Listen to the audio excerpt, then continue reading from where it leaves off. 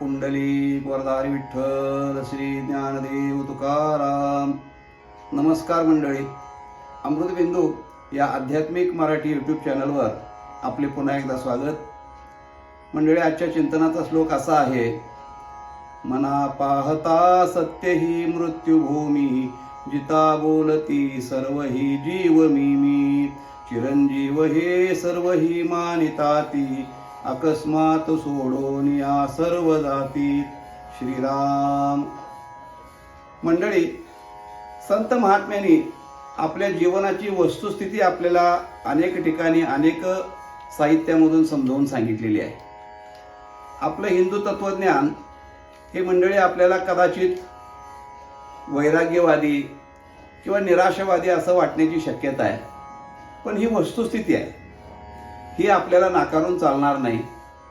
आणि जे खरं असतं ते ऐकायला कधी कधी गोड वाटत नाही, खरं हे त्या ठिकाणी कडू वाटतं, पण ते सत्य असल्यामुळे ते आपल्याला पचवणं भाग असतं. संतांनी आपले कटू सत्य जे आहेत ते असे आपल्याला बऱ्याच जीवनामध्ये दाखवून दिलेले आहेत. तेव्हा अशा बरेच श्लोक असे आहेत आपल्या याच्यामध्ये की त्याच्यामध्ये जीवनाचं वास्तव, कटू वास्तव आपल्याला संतांनी दाखवून दिलेलं आहे. याही श्लोकामध्ये असंच आहे. समर्थ असं म्हणतात की मना, बघ विचार करून, आपण ज्या भूमीवरती आता आहोत ती भूमी, याला मृत्यूभूमी असं म्हणतात. शास्त्रामध्ये याला मृत्यूलोक असं म्हणतात. आपल्या शास्त्रामध्ये सप्त पाताळ आणि सप्त स्वर्ग असे सांगितलेले आहेत, 14 भुवन सांगितलेले आहेत. त्याच्यामध्ये मृत्यूलोक हा मध्यवर्ती मांडलेला आहे. या भूमीला, या पृथ्वीला मृत्यूलोक असं का म्हटलेलं आहे मंडळी? तर त्याचं कारण असं आहे की या पृथ्वीवरचं जे जीवन आहे ते अतिशय अल्पावधीचं जीवन आहे. इथं फार काळ मनुष्याला जीवन कोणत्याच जीवाला मिळत नाही. मनुष्यालाही इथं फार काळाचं जीवन नाही आहे. तुम्ही स्वर्गाधिकाचा जर विचार केला तर अनेक हजारो वर्ष जीवन त्या स्वर्गामधल्या देवांना प्राप्त असतं. पण मृत्यूलोकावरचं जीवन हे जर आपण बघितलं तर अतिशय कमी आहे. महाराज तर म्हणतात, क्षणभंगूर नाही भरवसा, असं या पृथ्वीवरचं माणसाचं जीवन आहे. पण हिशोब करायचाच म्हणून फक्त 100 वर्षाचं गणित आपल्याला संतांनी सांगितलंय की कल्पना अशी धरून चाला की माणसाचं आयुष्य 100 वर्ष आहे. आता 100 कोणाच्या वाट्याला येतच नाही ते सोडून द्या, कितव्या वर्षी कोणाचं काय होईल हे सांगता येत नाही, पण 100 वर्षाची कल्पना केलेली आहे. अल्प आयुष्य मानव देह, शतगणिले ते अर्धरात्र खाय, असं महाराज सांगतात. 100 हिशोब धरलेला आहे, पण 100च्या 100 वर्ष सगळे आपल्याला उपयोगाला येतात का मंडळी? तर बिलकुल नाही. महाराज म्हणतात की त्यातलं निम्म आयुष्य हे रात्रीनं खाऊन टाकलेलं आहे. म्हणजे 12 तासाची रात्र असल्यामुळं आता आपण काय संपूर्ण रात्र झोपेमध्ये घालवत नाही, ही गोष्ट खरी आहे. पण बरीच माणसं पूर्वीच्या काळामध्ये रात्र झाली की सगळे व्यवहार बंद असायचे. रात्रीचं जेवण केलं की निवांत झोपून जायचे, पहाटे 5 वाजता उठून आपला दिनक्रम चालू करायचे. आता बदल झालेला आहे. रात्री 2-2 वाजता आम्ही जागतो आणि सकाळी 9 वाजल्याशिवाय काही उठत नाही, अशी आत्ताची परिस्थिती आहे. म्हणजे एकूण सगळा हिशोब एकच आला. झोपेमध्ये आपलं आयुष्य बऱ्यापैकी जातं. मी म्हणतो अर्ध नाही, 35% तरी झोपेमध्ये गेलं. उरली 65 वर्ष. त्यातलं बालपणामध्ये, अज्ञानावस्थेमध्ये 12 वर्षे गेली. बाळपण गेले नेणता. पुढचं पौगंडावस्थेमधलं आयुष्य ते तरी काही कळतच नसतं त्यावेळेला. तारुण्यातलं आयुष्य बघितलं, अगदी 20 पासून 35 पर्यंत जरी तारुण्य आपण मानलं तरी त्या तारुण्याच्या अवस्थेमध्ये काय असतं? महाराज म्हणतात की तारुण्य अवस्थेमध्ये कोणाचं ऐकतच नाही मनुष्य. त्या ठिकाणी स्वतःचा एक वेगवेगळाच असा अहंकार त्याला असतो. त्या अहंकारामध्ये कोणाचंच काय ऐकण्याची त्या माणसाला सवय नसते. आणि स्त्रीमरामध्ये, कामविषयामध्ये तारुण्य हे निघून जातं. आणि मग ती जर 15 वर्षे गेली, 35 आणि 15 50 वर्षे गेली, तर त्याच्यामध्ये उरलेली पुन्हा 50 मध्ये आपण कामधंदा किती करायचा, आजारपण किती बघायची, म्हातारपण किती बघायचं, आणि हे सगळं जर केलं तर मग आपलं जीवन सार्थकी करून घेण्याकरता आपल्या हातात काय राहतं, असा आपल्याला संत प्रश्न विचारतात. याचा अर्थ असा की अति अल्प हे माणसाचं जीवन या पृथ्वीवरती आहे, म्हणून याला मृत्यूलोक असं म्हणतात. मना पाहता सत्य हे मृत्यूभूमी. परंतु गंमत अशी आहे मंडळी, या मृत्यूलोकावरच्या माणसाचं एक वैशिष्ट्य आहे. जिता बोलती सर्व ही जीव मी मी. माणसाचा मीपणा जो आहे तो मात्र फार मोठा आहे. इतका मोठा आहे की प्रत्येक जण मी मी मी मी असं म्हणत असतो. अहो, मनुष्याचं सोडून द्या, जनावरांच्या मध्ये जर बघितलं आपण, मेंढा बघितला, बकरा बघितला, तर तो सुद्धा मे मे मे करत असतो. मे या शब्दाचा संस्कृतमध्ये अर्थ असा होतो माझं माझं माझं. त्या मेंढ्याला सुद्धा माझं माझं माझं म्हणायची सवय असते.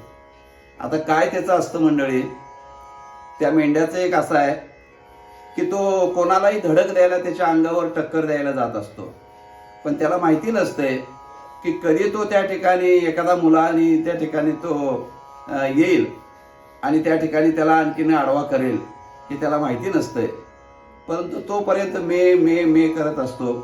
मग मेंढा जर मे मे करत असतो तर मनुष्य किती मी मी करत असेल. ज्ञानोबराय म्हणतात की हे सगळं जे आहे हे मनुष्यानं आपल्या स्वतःभोवती निर्माण करून घेतलेले एक मायेचं जाळ आहे. ज्ञानोबराय फार सुंदर चिंतन करतात. उपजोनी संसारी आपुला आपण वैरी. मी माझे शरीरी घेऊनी ठेला.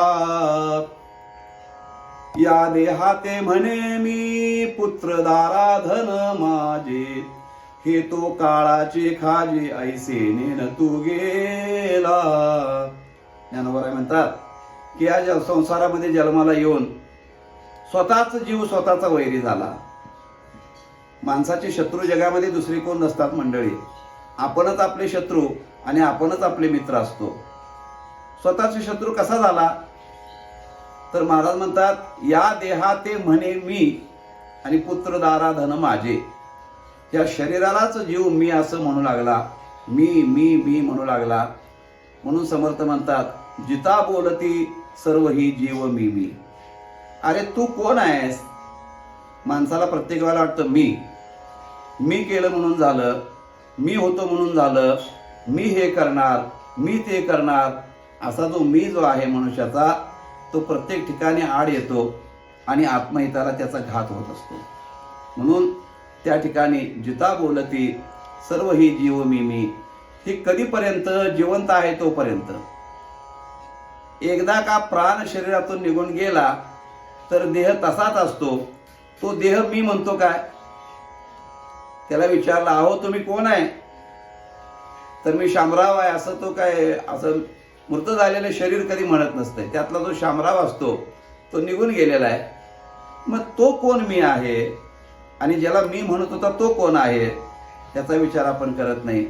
कारण का तर ते मायेचं जे जाळं आहे, मायेचा जो पाश आहे, तो इतका जीवाला त्या ठिकाणी भ्रमिष्ट करून सोडलेला आहे की त्याला ते कळतच नाही काय आपण करतो ते. नामदेवरायांनी सुद्धा फार सुंदर वर्णन केले त्याचं की नामदेवराय म्हणतात की म्हणता मी माझे घरे. मी आणि माझं हे अशा प्रकारचं जे काही जीवाच्या मागं आहे हा मायेचा पाश आहे. म्हणून त्यामुळं जिता बोलती सर्व ही जीव मी मी. परंतु समर्थ म्हणतात की बाबा रे स्वतःला चिरंजीव मानतो आपण. चिरंजीव आहोत का? मगाशी बोलून गेलो की क्षणभंगूर नाही वरवसा. पुढच्या क्षणी काय होईल माणसाचं हे त्याच्या हातामध्ये नाही. तर आपण स्वतःला चिरंजीव मानतो, मनाला येईल तसं वागतो, मनाला येईल तशा आपण उन्मत्तपणा करतो, मस्ती करतो. पण याचा विचार मनुष्य कधी करत नाही. मंडळी महाभारतामध्ये एक सुंदर चिंतन आलेलं आहे. महाभारतामध्ये यक्ष प्रश्न नावाचं एक प्रकरण आहे. त्याची हकीकत थोडीशी अशी आहे की पांडव हे वनवासामध्ये असताना फिरत होते. वनवासामध्ये उन्हाळ्याचे दिवस होते, दुपारची वेळ होती आणि एका ठिकाणी आले. त्यांना खूप तहान लागली, सर्वांना तहान लागली. पाण्याची जवळपास कुठं सोय नव्हती. सर्व पांडव एका झाडाखाली बसलेले आहेत आणि धर्मराज म्हटला की पाण्याची व्यवस्था काहीतरी करणं भाग आहे. तेव्हा सगळ्यात लहान भाऊ जो सहदेव तो म्हणला दादा तुम्ही सर्वजण इथं बसा, मी आजूबाजूला पाणी कुठं आहे का बघून येतो. आणि तो सहदेव पाणी शोधण्याकरता आसपासच्या परिसरामध्ये गेला थोड्या अंतरावर गेल्यावर त्याला एक पाण्याचा सुंदर असा तलाव दिसला. स्वच्छ तलाव आहे, कमळं त्या तलावामध्ये आहेत, सुंदर थंडगार पाणी. आनंद झाला. वा वा वा म्हटलं, पाणी आपल्याला खूप छान मिळालं इथं. आणि तो कमंडलू घेतला आणि त्या पाण्यामध्ये बुडवण्याकरता त्या तळ्याच्या मध्ये प्रवेश करायला लागला. तेवढ्यात त्या तळ्यातून आवाज आला, अय म्हणले, तू कोण आहेस? त्या तळ्याला पाण्याला तू स्पर्श करू शकत नाहीस. तो आजूबाजूला बघू लागला, तिथं कोणच नव्हतं, पण आवाज तळ्यातून येत होता. त्या तळ्याचा मालक एक यक्ष होता, यक्ष. आणि त्या यक्षाच्या मालकीचा ते तलाव होता. तो म्हटला, माझ्या परवानगीशिवाय तुला पाण्याला स्पर्श करता येणार नाही. आता हा थोडासा उर्मटपणामध्ये गेला सहदेव.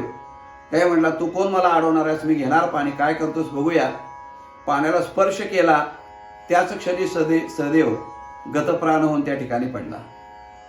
सहदेव का आला नाही बराच वेळ म्हणून विचार करू लागले. नकुल म्हटला, मी जाऊन बघून येतो. तो गेला. त्यानंही त्याला जुमानलं नाही. त्यालाही तोच प्रश्न केला की तू माझ्या परवानगीशिवाय पाण्याला स्पर्श करू शकत नाहीस. तोही उन्मत्तपणा केला, पाण्याला स्पर्श केला, गतप्राण झाला. या पद्धतीनं नकुल, सहदेव, अर्जुन, भीम या चौघांची अवस्था एकसारखीच झाली. शेवटी धर्मराज विचार करू लागले की चौघच्या चौघ गेले, तिकडंच अजून गायब झाले, का आले नाहीत? स्वतः धर्मराज त्या ठिकाणी आले आणि ते ज्या वेळेला बघितलं त्यांनी की आपले चारही भाऊ मृतावस्थेत त्या ठिकाणी पडलेले आहेत तलावाच्या काठावरती. अतिशय वाईट वाटलं. कुणी काय केलं यांना हे कळेना. बरं म्हणले, निदान पाणी तरी त्यांच्या तोंडावर शिंपडून बघूया, बेशुद्ध आहेत का काय झाले. म्हणून तो पाण्याला स्पर्श करायला ज्या वेळेला गेला धर्मराज, त्यावेळेला तलावातून पुन्हा आवाज आला, हे महावीरा, तू माझ्या परवानगीशिवाय या पाण्याला स्पर्श करू शकत नाहीस, नाहीतर तुझ्या 4 भावांची जी अवस्था झाली तीच तुझी होईल. धर्मराजाने मात्र उन्मत्ता केला नाही. नम्रपणानं त्यांनी हात जोडले. हे महाराज, आपण कोण आहात? तुम्ही मला दर्शन द्या आणि तुमच्या परवानगीशिवाय या पाण्याला स्पर्श करायचा नाही, याचं कारण काय मला सांगा. तेव्हा यक्षाला धर्मराजाची नम्रता बघून आनंद वाटला. यक्षाने सांगितलं, तू श्रेष्ठ आहेस महावीरा. मी एवढ्याकरता तुला सांगितलं की माझ्या काही प्रश्नाची तुला उत्तरं द्यावी लागतील आणि मगच तू हे पाणी घेऊ शकशील. तेव्हा धर्मराजाने सांगितलं, विचारा तुमचे प्रश्न, काय प्रश्न आहेत?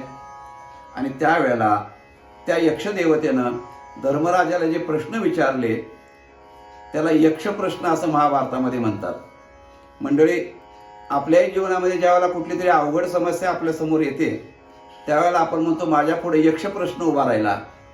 याचा अर्थ फार गुंतागुंतीचे आणि अवघड प्रश्न यक्षाने त्याला विचारलेले होते.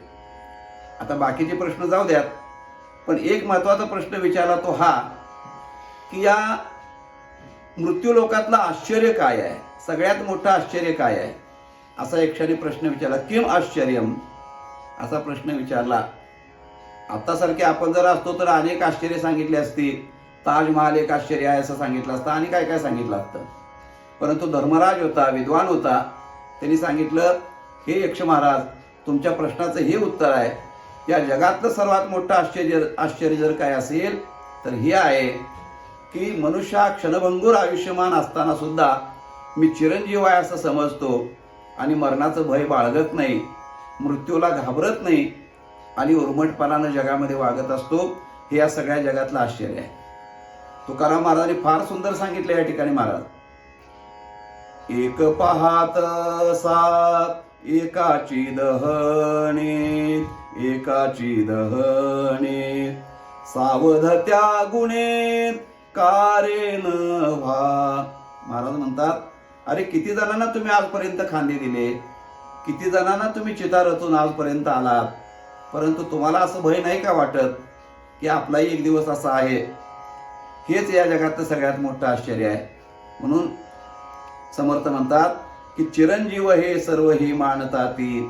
स्वतः मी चिरंजीवच जणू काही आहे आणि माझेच सर्वभौम सत्ता आहे, अशा आविर्भावामध्ये मनुष्य वागतो.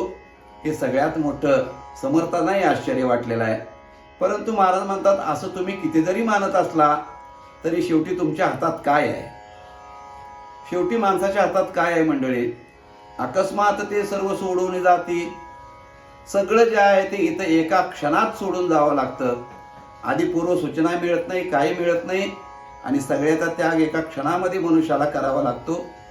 मंडळी, कितीतरी माणसं आपण अशी पाहिलेली आहेत की किती मोठमोठ्या गोष्टी बोलत असतात, काय योजना करत असतात, पण एका क्षणामध्ये होत्याचं नव्हतं होतं अशी आपण अनेक उदाहरणं पाहतो. आपल्याला हळहळही वाटते त्या गोष्टीची, आपण खंतही करतो, पण पुढच्या क्षणाला ते विसरून जातो आणि एरे माझ्या मागल्या आणि ताक कण्या चांगल्या अशा म्हणीप्रमाणे आपण आपलं जीवन जगू लागतो. समर्थ म्हणतात की बाबा रे, असं जीवन माणसानं जगू नये. जीवनाचा विचार करावा, संयमानं जीवन जगावं, नम्रतेनं जीवन जगावं. फार मी करत बसू नये. मी आणि माझं हे जीवाला घातक ठरू शकतं. याचा विचार मनुष्यानं करून अतिशय नम्रपणानं, संयमी, विचारी जर जीवन मनुष्य जगला तर त्या ठिकाणी संत सांगतात की क्षणोक्षणी हाची करावा विचार. हा विचार प्रत्येक क्षणाला मनुष्यानं करावा आणि मग जीवनामध्ये आपल्या आनंद मिळतो. जेवढं जीवन भगवंताने आपल्याला दिलेलं आहे तेवढं जीवन सुखी, आनंदी आणि निरामय अशा पद्धतीनं आपण व्यतीत करू शकतो. ते आपल्याकडून घडावं याकरता समर्थांनी व सर्व संतांनी आपल्याला या प्रकारचा उपदेश केलेला आहे. मंडळी, हा उपदेश आपण जीवनामध्ये आचरणात आणण्याचा प्रयत्न करूया. मंडळी, आजचा भाग कसा वाटला ते जरूर कळवा. आपण या चॅनलवरती नवीन आले असाल तर चॅनलला सबस्क्राईब करा आणि इतरांच्यापर्यंत ही माहिती जरूर द्या. भेटूया मंडळी पुन्हा पुढच्या भागामध्ये. तोपर्यंत नमस्कार. रामकृष्ण हरी.